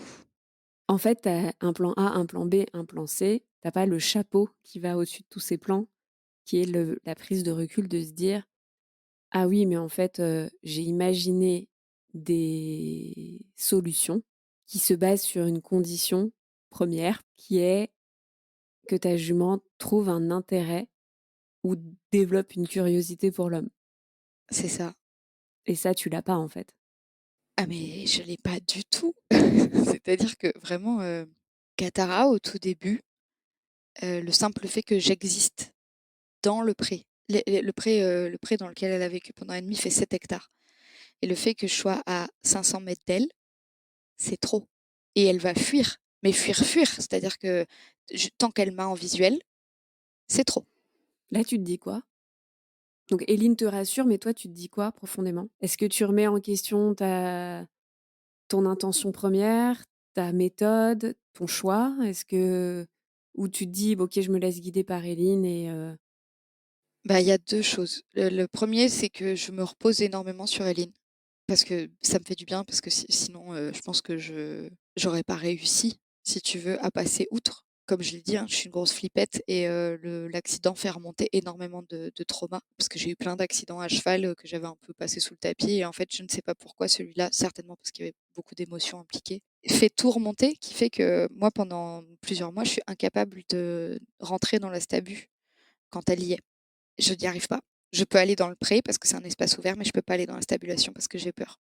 Donc là, tu es en Normandie, c'est la première fois que tu vois Katara. Ouais, Tu avais prévu d'y aller combien de temps? j'avais prévu d'y aller une semaine et c'est ce qui se passe. J'y reste une semaine. Donc pendant une semaine, tu découvres ta jument, tu découvres que ta jument n'a pas d'intérêt pour toi, tu découvres que ta jument se défend et tu repars en te disant: «OK, mon plan A, B, C, D, ça va pas marcher». C'est ça?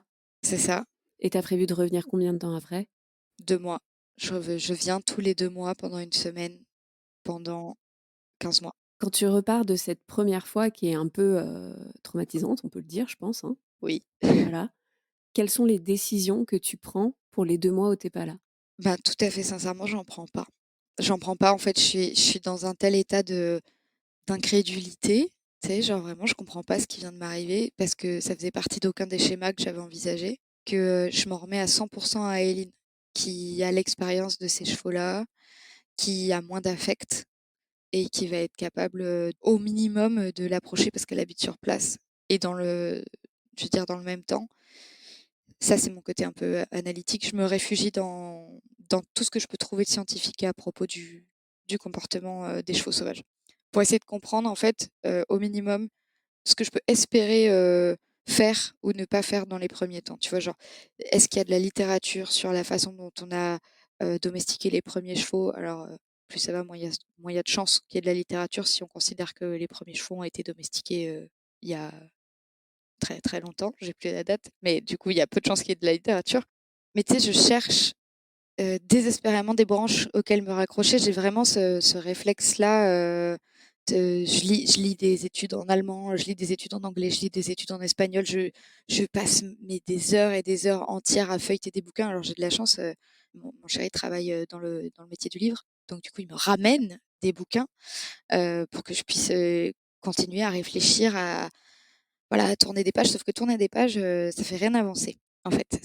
Ça me fait même pas avancer. Moi, même pire, ça me fait reculer parce que je commence à culpabiliser et à me dire, que, ben, j'arriverai jamais à faire ce que je m'étais dit, Que tu étais pas prête?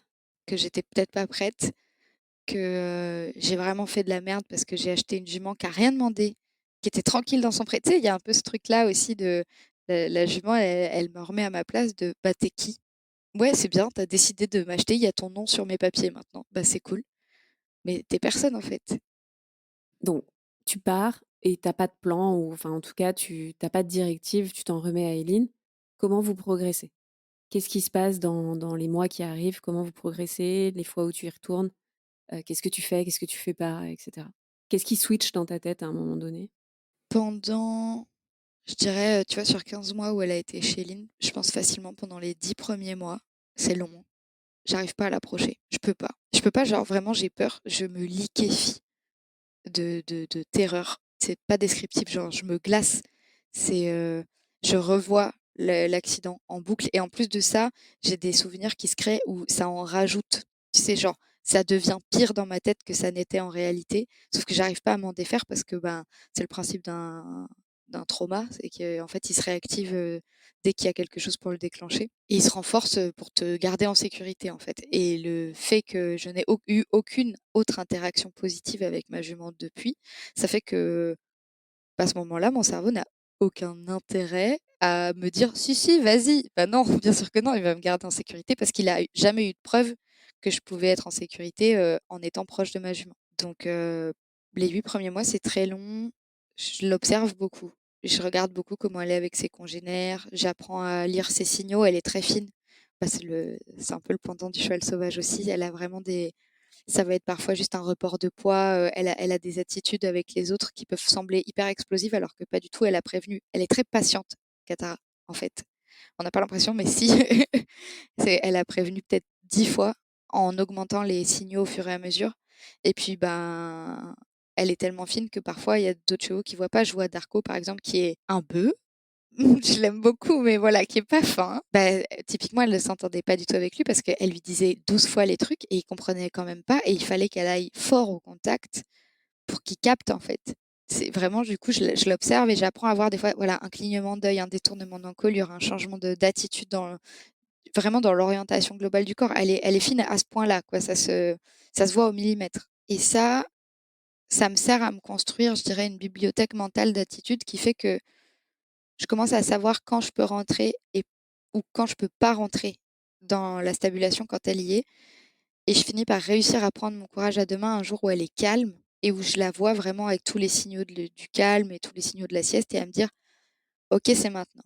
Du coup, je rentre et je me colle un peu au mur, hein, faut pas déconner. Et j'attends en fait qu'elle me regarde qu'elle ait son attention sur moi et qu'elle me dise, bah OK, en vrai, ça va, tu peux venir et je veux pas mourir et j'ai pas peur. Faut savoir que ça se passe au bout des 8 mois. Donc, Eline, entre-temps, l'a manipulé tout en R-, hein, évidemment, puisque du coup, ben, le R+, c'était pas envisageable du tout avec cette jument-là. Enfin, sûrement que si, mais en tout cas, ni Eline ni moi n'avions les compétences pour le faire. Oui, puis il y a un contexte qui fait que vous avez pas forcément tout le temps du monde non plus. Parce que Eline, elle est dans une structure où elle accueille du public, elle accueille des enfants. Oui, Hein, ça, on a oublié de le dire, mais oui, oui. ça penche aussi dans la balance des décisions et des solutions qu'Eline décide de mettre en place pour faire évoluer Katara. C'est-à-dire, j'ai besoin un minimum que tu comprennes les codes et que tu n'aies pas peur, parce que en fait, je reçois du public, je suis un établissement qui reçoit des jeunes cavaliers, voire des gens qui ne sont pas du tout cavaliers, voire même pas proches du cheval. Donc je ne peux pas garder une jument qui fonce dans les gens ou qui met des coups, qui met des coups de sabot dans la tronche des gens, comme tu l'as dit. Voilà, non mais tout à fait.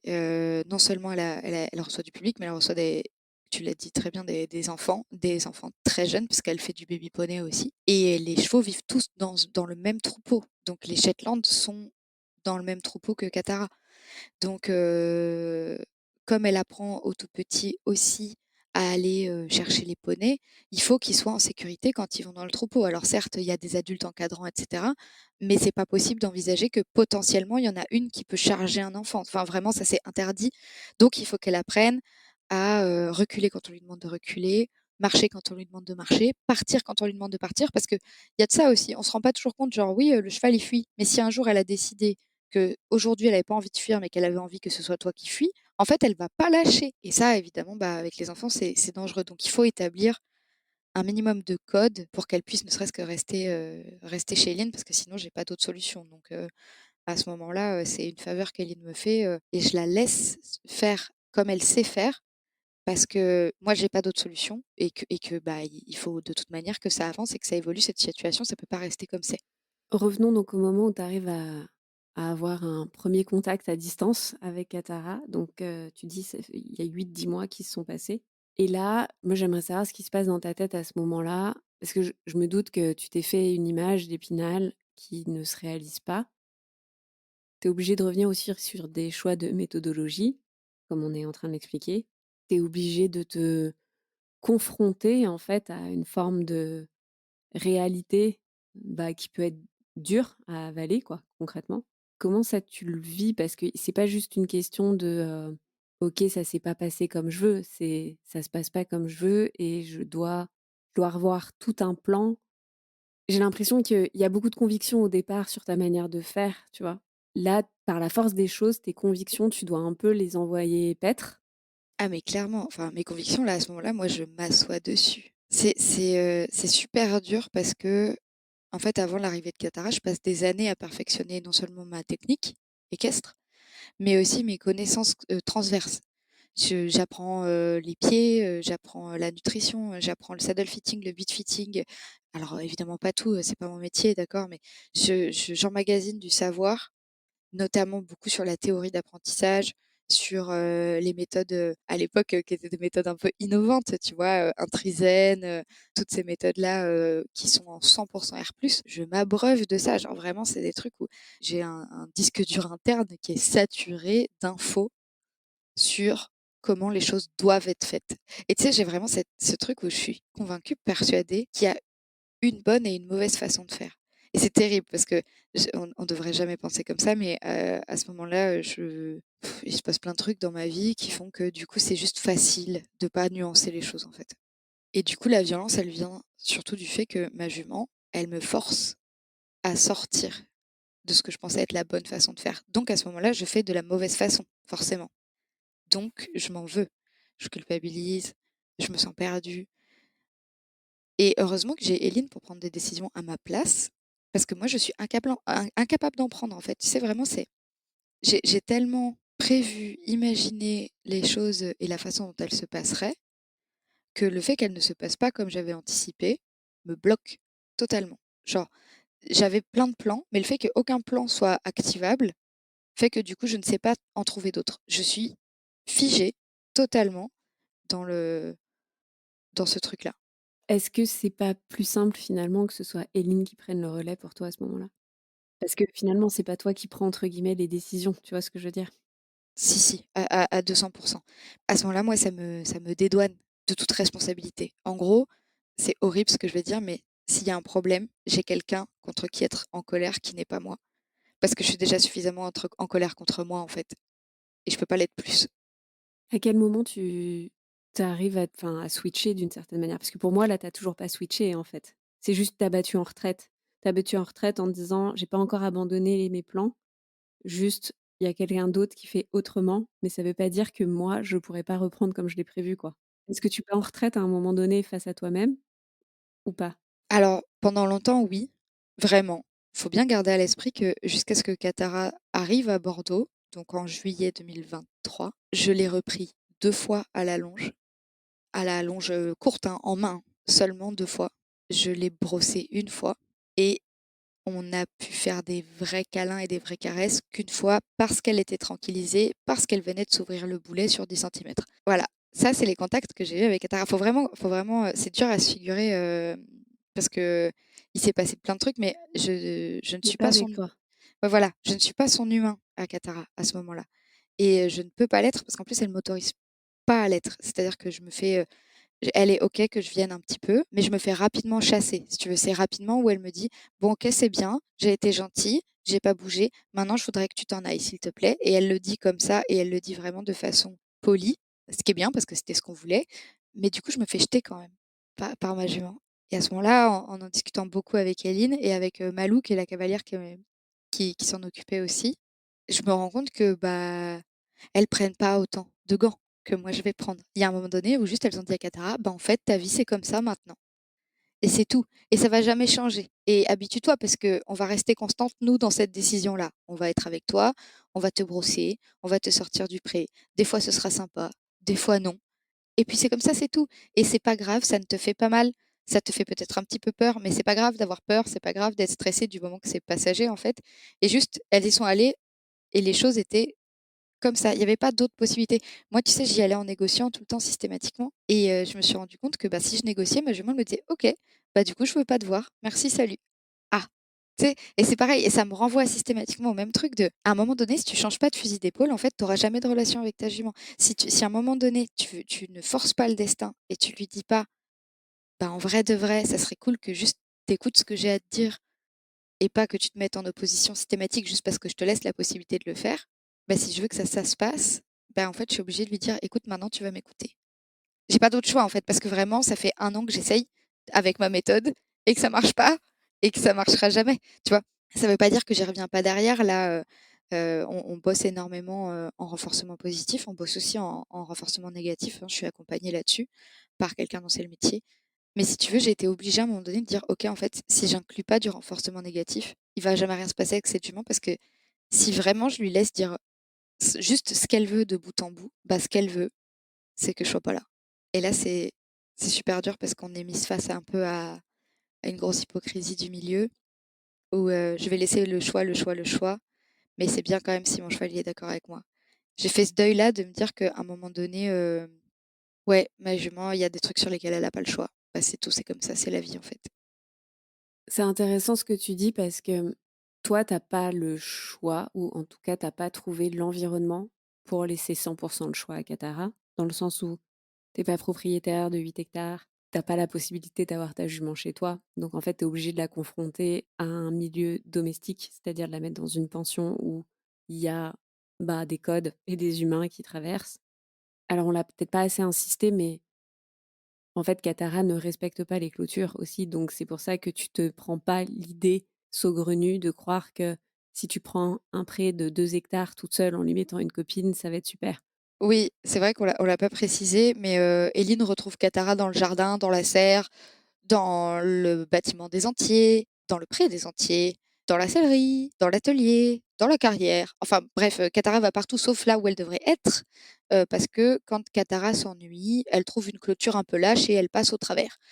Évidemment, elle a déjà aussi lâché l'intégralité du troupeau Et elle est pas très grégaire. et elle est pas suffisamment grégaire. Voilà.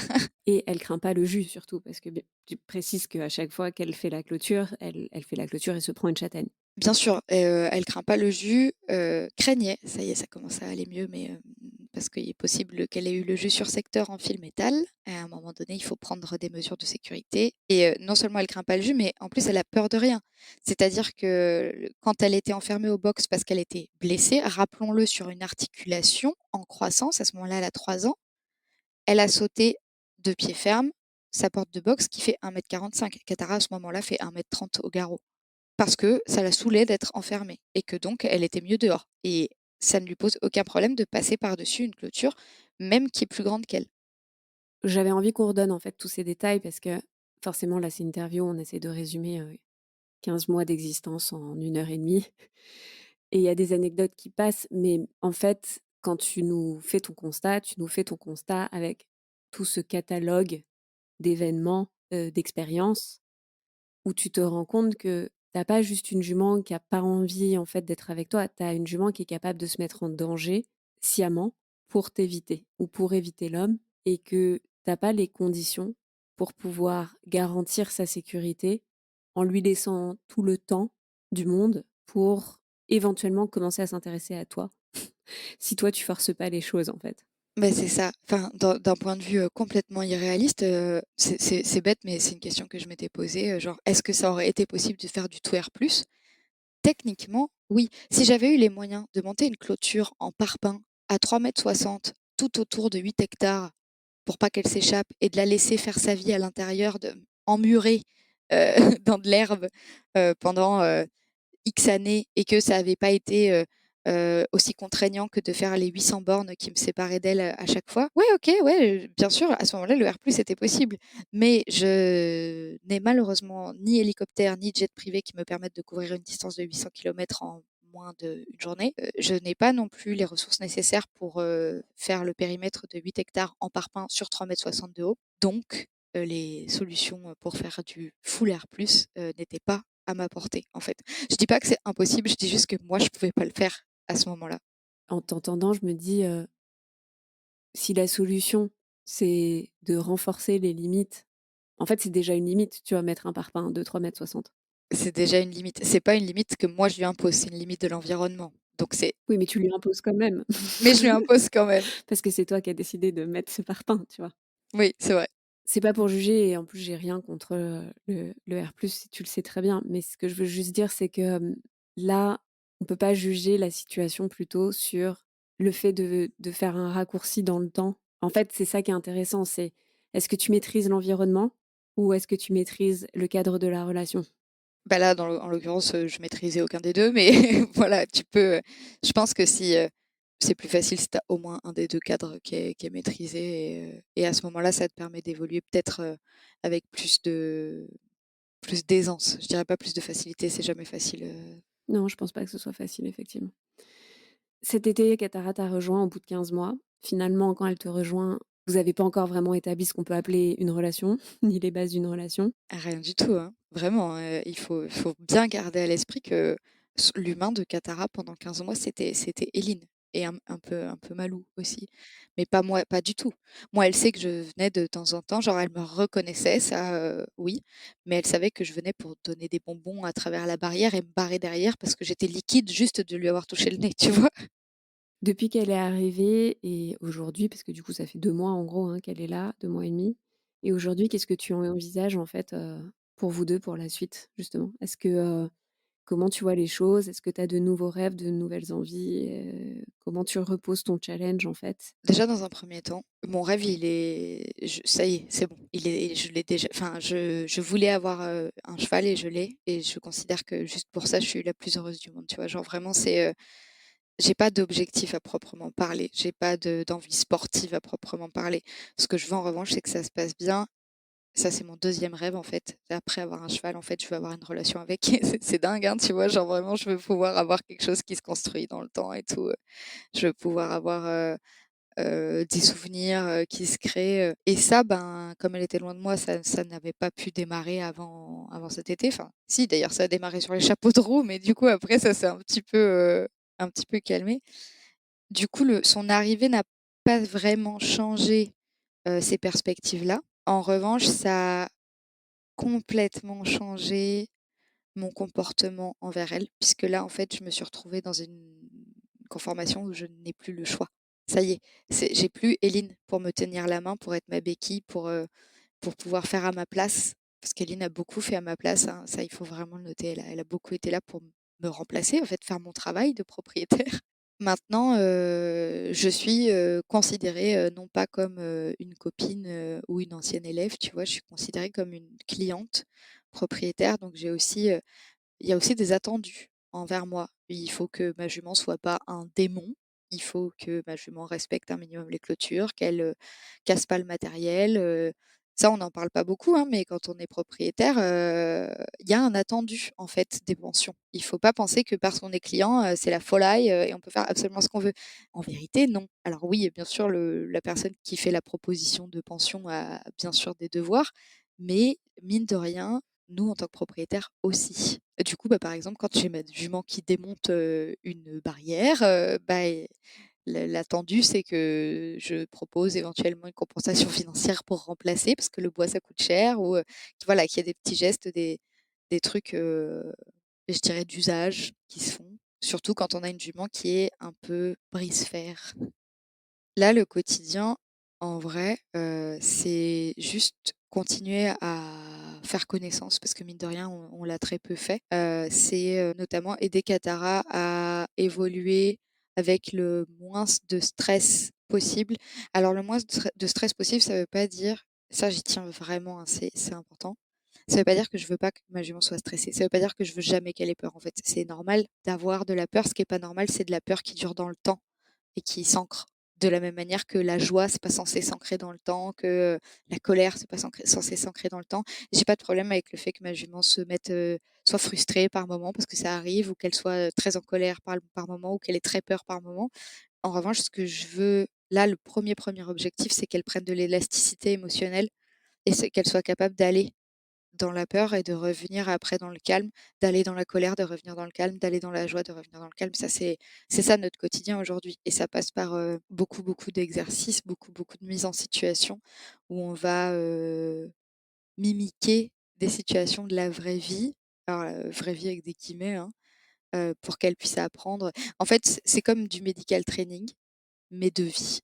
Merci beaucoup pour tout ça, Sarah. Je trouve que ce témoignage, il est hyper intéressant parce que ça montre que, ben, même quand on a, entre guillemets, «une grosse expérience de cavalier», une grosse expérience de semi-gardien, voilà, ou de demi-gardien ou de gardien en confiage. Parfois, pour soi, on fait des choix qui, j'ai pas envie d'utiliser le mot déraisonné parce qu'au final, tu avais quand même pas mal de garde-fous. Il y a un happy ending, tu vois, pour toi. Mais il y a des fois, ben voilà, on est tous humains et des fois, on oublie de poser le cadre pour que ça se passe complètement bien ou que ce soit en fait, en accord avec, une vision réaliste de ce qui pourrait peut-être se passer. Qu'est-ce que tu ferais différemment si tu devais recommencer et ou quels conseils tu donnerais, à des cavaliers qui veulent devenir propriétaires?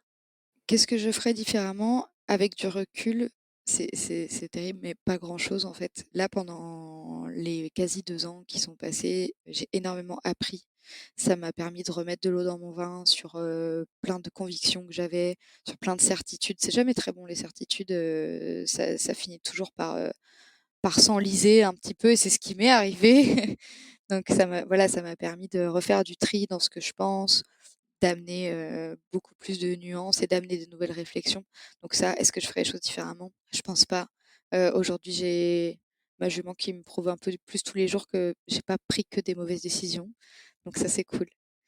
Maintenant, si devais donner un conseil, bah, déjà un conseil si vous voulez acheter un cheval qui a pas vu l'homme, en vrai de vrai, et attention parce que ce que je vais dire, ça va sûrement en faire bondir 2-3, mais l'idée de le mettre dans une zone restreinte. Je parle pas forcément d'un box, OK, d'un 4x3, mais un petit paddock, bah, c'est pas si idiot, en fait. Parce que pour de vrai, Spirit, ça existe pas et votre cheval va pas miraculeusement venir vous voir si effectivement il a passé 2, 3, 4 ans de sa vie tout seul, sauvage, enfin tout seul sans humain. Il viendra pas vous voir, il sait pas ce que vous êtes, ça l'intéresse pas et même, bah, par instinct de préservation, il a pas envie de savoir.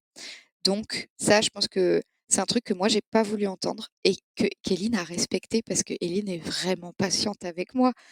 Mais elle m'avait proposé plusieurs fois de la mettre dans un paddock restreint pour qu'on puisse mieux la manipuler et avec du recul et avec l'expérience de ces 15 mois qui sont passés là, bah, j'aurais dû écouter en fait. Mais elle m'a laissé faire ma connerie puisque c'est une excellente coach et qu'elle me laisse faire mes apprentissages moi-même. Et le deuxième conseil, là, c'est plus, général, d'accord? Si, vous avez décidé d'acheter un cheval maintenant, il faut être, bien sûr de son coût.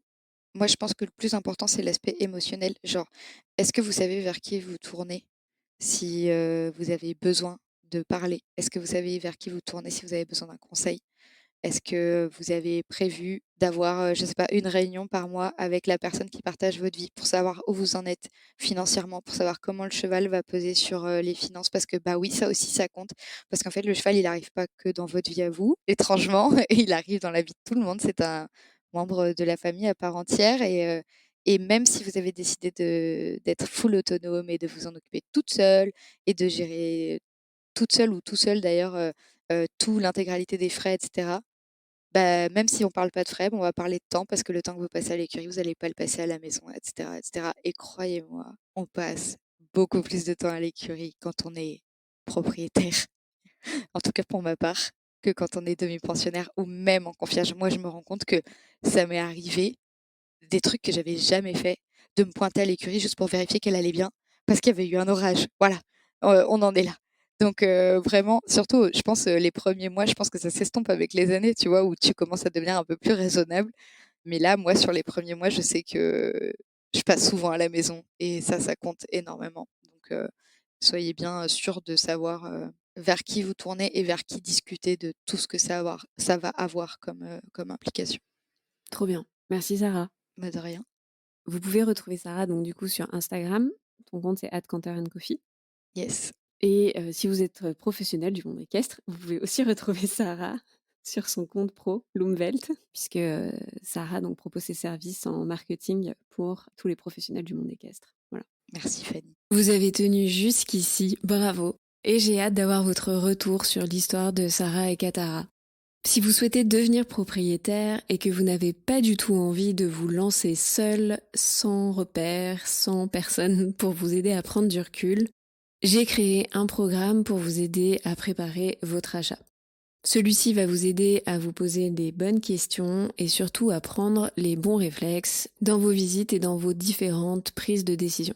La première promo ouvre ses portes début novembre 2023 et la liste d'attente pour les inscriptions est déjà ouverte. Je vous mets le lien en description de l'épisode. Sachez juste que le nombre de places est limité. Alors n'attendez pas trop avant de vous inscrire. Si vous aimez le journal d'Iggy, le podcast, n'hésitez pas à me laisser donc des commentaires et des petites notations pour me donner votre avis, mais aussi pour me dire comment ce podcast vous a potentiellement aidé. Vous pouvez aussi le partager sur vos propres réseaux sociaux, ce qui nous aide grandement à nous faire connaître.